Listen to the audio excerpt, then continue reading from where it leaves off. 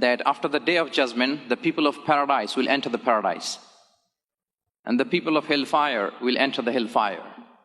Then Allah will talk to the angels, and Allah will say, "Oh, the angels, go to the hellfire and search there.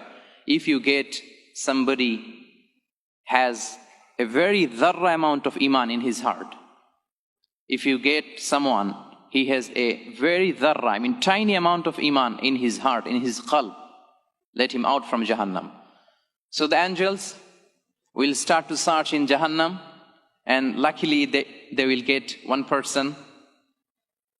He has a tiny amount of iman in his heart, so they will make him out from the Jahannam.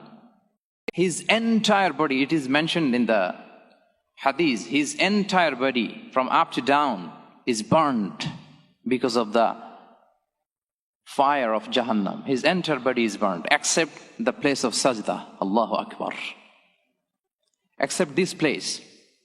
So, just keep in your mind that the fire of Jahannam cannot consume your forehead, anybody's forehead, who offers sajda even once in his lifetime, dear brothers and sisters.